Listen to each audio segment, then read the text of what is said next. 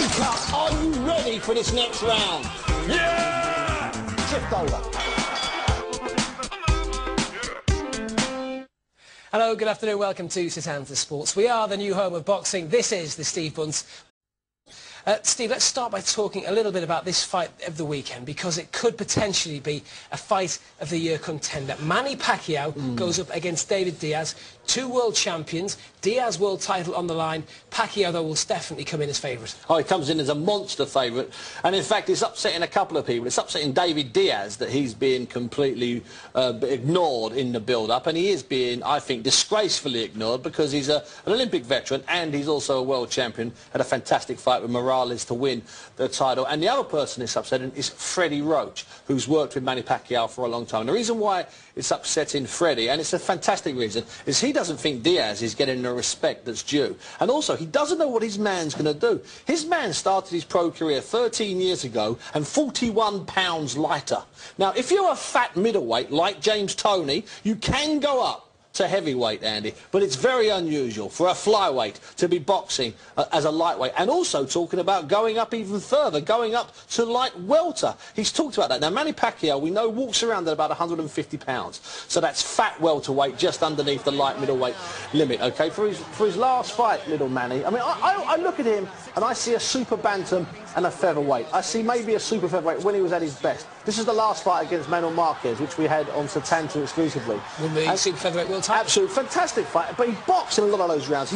He used his brain in a lot of those rounds. He showed a lot of caution in a lot of those rounds. Now, some people have read into that that was a weakness, because he wasn't absolutely confident at the weight against a big guy like Marquez. This is actually, I think that's their first fight, not their rematch. I think that's definitely the first fight. It's the first round of the first fight. Because the knockdowns, yeah. But in the rematch, Manny boxed for several rounds. Now, Freddie said that's fantastic. At least he's boxing. At least he's boxing. So we don't know what's going to happen. And what Freddie is positing, what Freddie is suggesting, is what happens if Manny finds out that lightweight is just a weight category too far, and that he runs into the same problem Ricky Hatton run into in Boston on that cold and wintry week a couple of years ago when he fought Luis Collazo at short notice, and he wasn't strong enough at welterweight.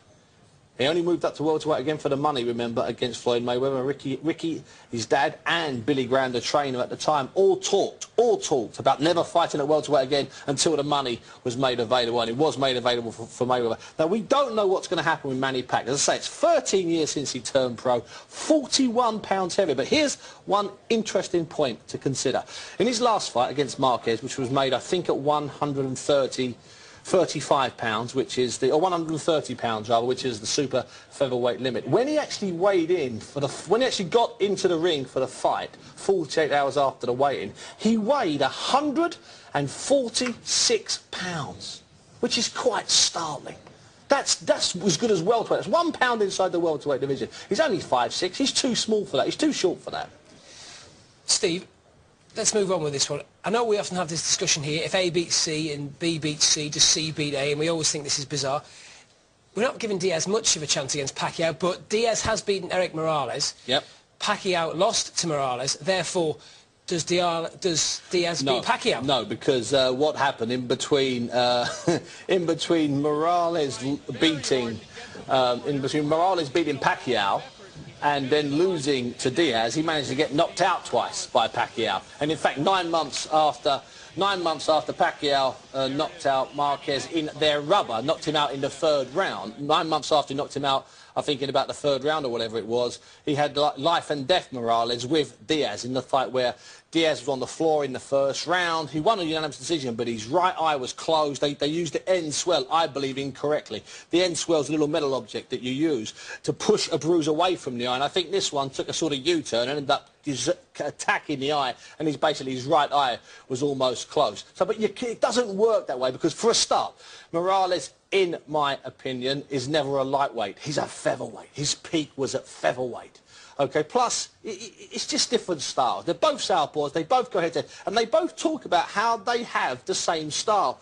I don't think so. I think it's slightly different. Could be an intriguing contest. Will be. Indeed, we could see Amir Khan potentially fight the winner. Of course, Pacman, WBC featherweight champion, Diaz, WBC lightweight champion.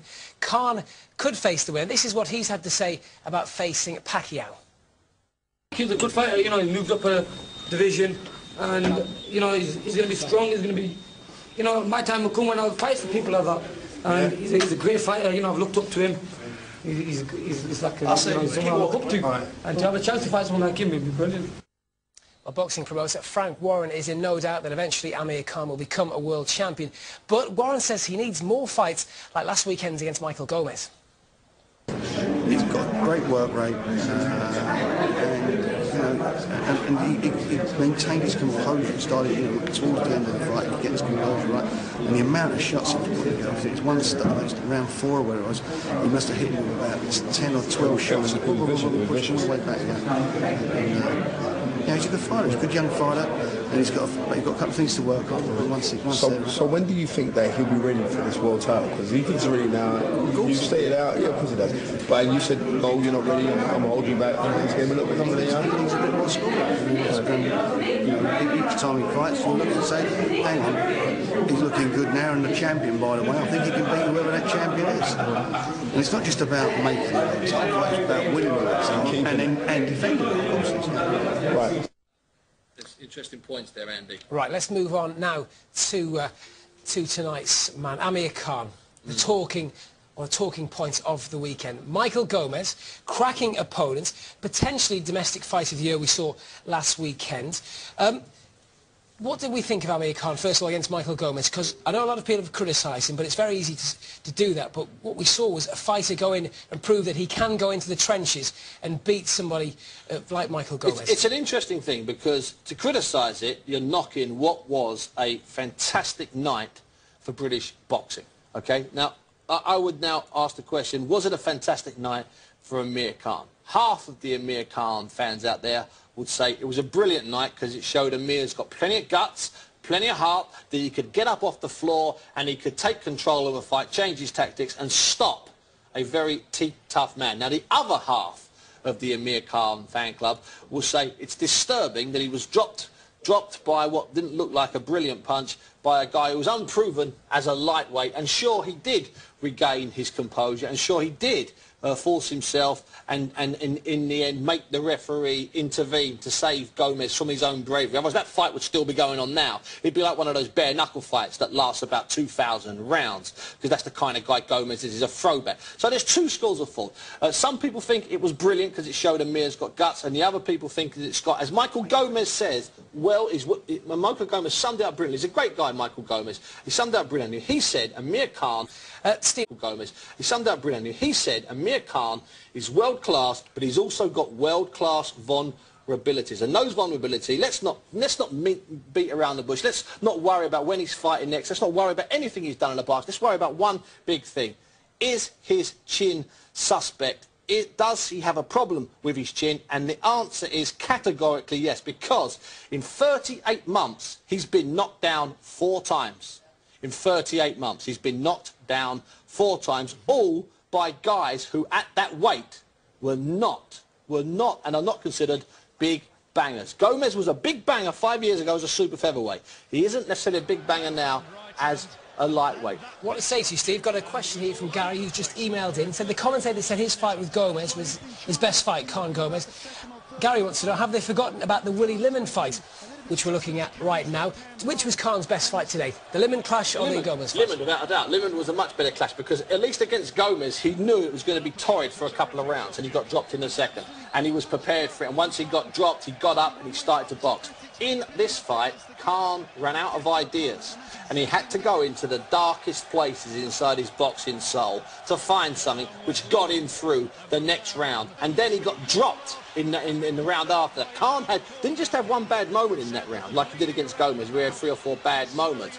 In the Limon fight, Khan had to come back from serious trenches because Limon had done his work. And in that fight, once Khan did come back, once Khan did recover, it was a much, much harder fight and a much, much better win, because Limon, even though he's very light punching, you wouldn't know that from watching that film there, Limon is a genuine, bona fide, kosher lightweight. And Michael Gomez wasn't. And that's the second question, or the third, or the fourth, or the fifth question, and depending on where you are in the story, is what happens when Khan meets one of the top lightweights that are out there. Now, there's about 10 lightweights between Khan and a world title, and Frank Warren summed it up perfectly, which is why I was interrupting you at the start of this segment. Frank Warren summed it up perfectly when he said when the time is right, he can fight for a world title. If, Andy, the world champion at WBO at the moment was a guy like Steve Robinson, no disrespect to Stevie Robinson, who Nassim fought, I'm convinced that Frank Warren would find a human catapult, stick Amir Khan's little bum in it and fire him at Steve Robinson.